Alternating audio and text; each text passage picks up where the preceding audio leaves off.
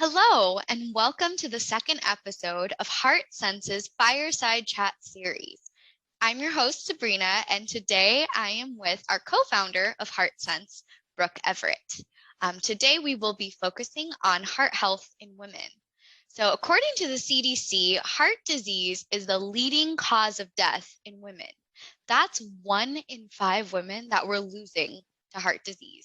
And the most common type of heart disease for women is coronary heart disease.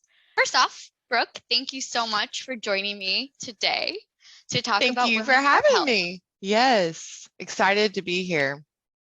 Yes, it means so much, to me, and I'm sure to the community to see a woman in action as co-founder of HeartSense talking to us today about women's heart health. So let's get started. All right. So, okay. What are the different symptoms that women have with heart disease? Well, they're real similar. Although men and women, they can experience chest pressure that could feel like an elephant sitting across the chest. Women can experience a heart attack without the chest pressure.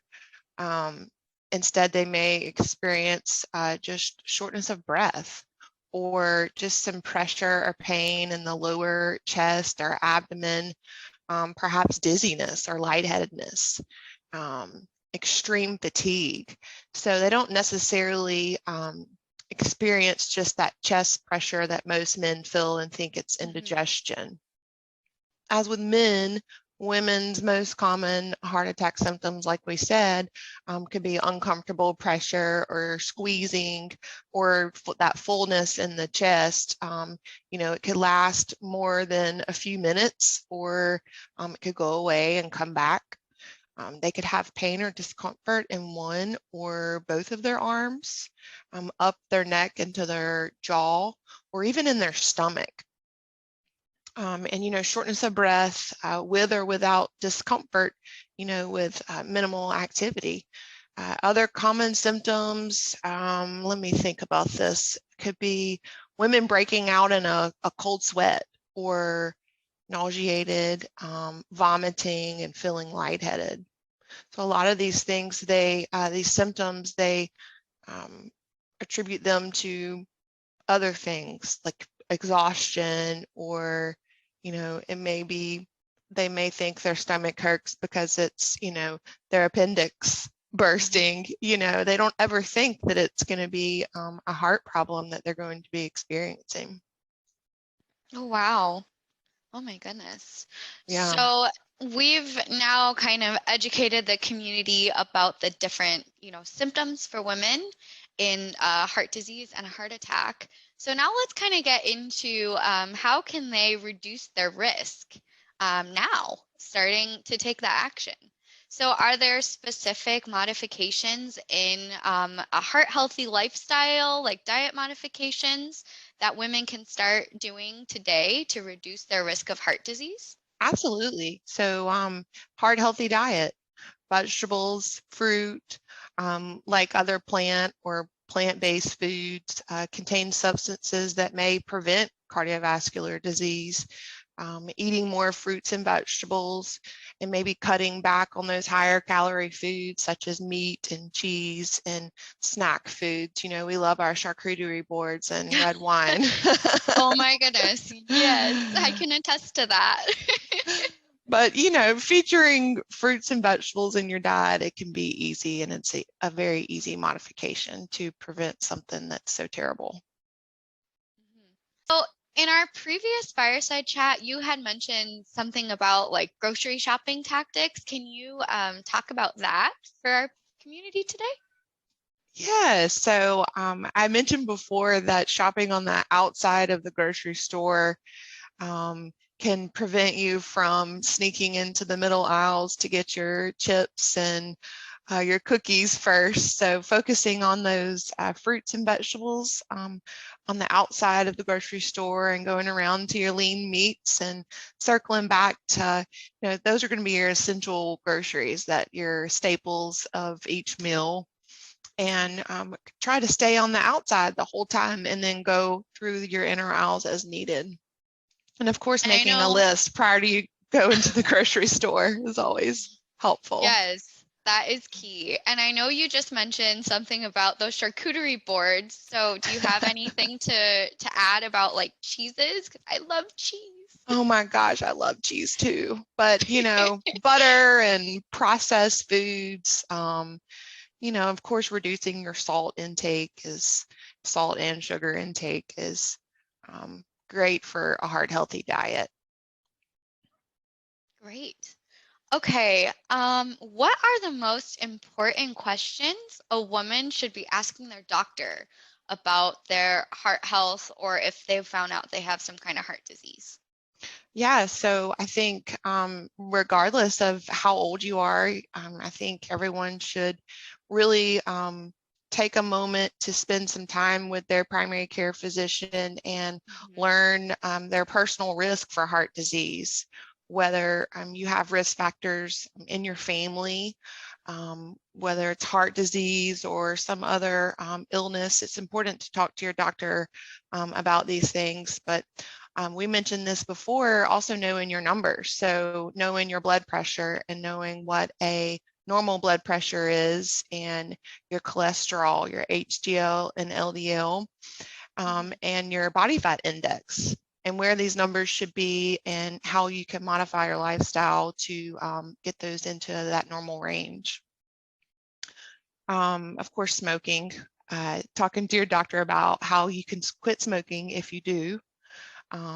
You'll cut your risk of coronary disease by probably 50%. Don't quote me on that, but maybe even more.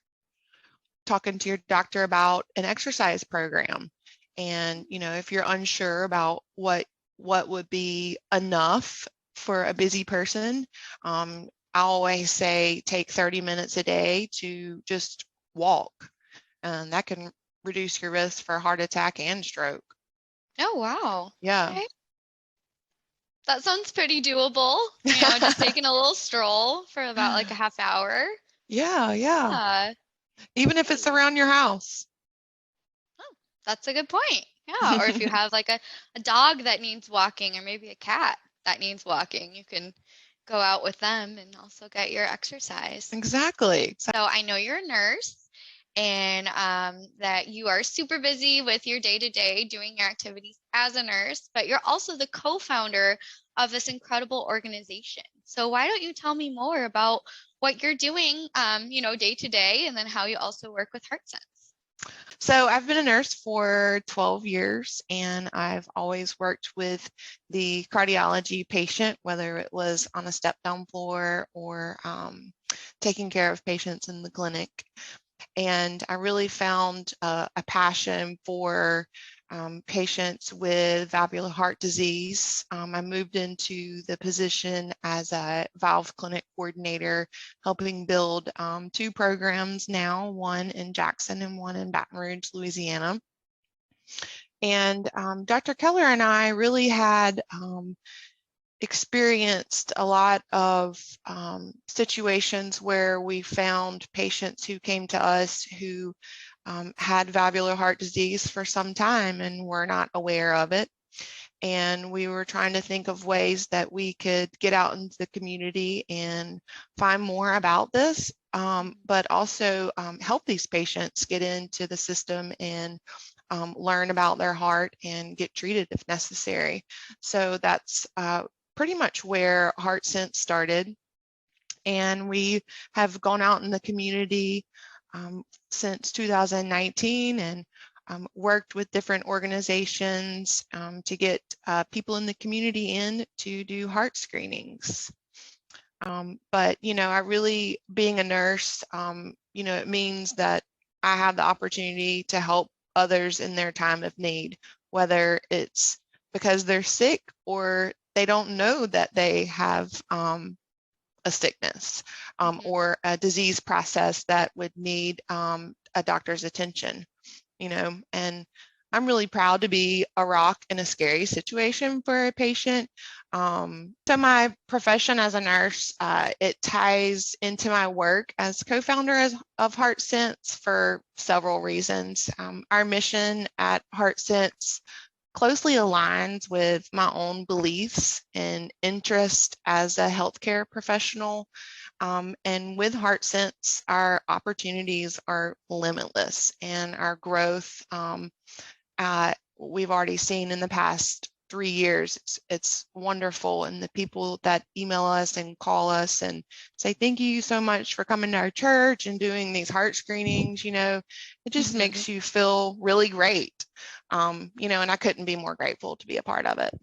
Well, is there anything else that you would like to share with our community today about women's heart health? Yeah, so I think in general, especially these days with what's going on in the world and economics and just the stress, everyday stress of life, I think it's really important for women to learn how to cope with stress. And if you have something, a stressor, learning how to cope with that. And maybe it's talking to your doctor about a medication to help cope with that stress. But I think stress relief is a really important thing. Maybe you should start doing yoga or Pilates or even meditation. It takes 10 minutes a day to meditate. And I find that very soothing for stress relief. But I really thank you for having me here today. Yeah, And thank you. yeah. Yes, this has been, really wonderful being able to just talk with you as the co-founder of HeartSense, as a woman, and to honor Women's History Month for March. So thank you so much for joining me and have a great day. Thank you. You too.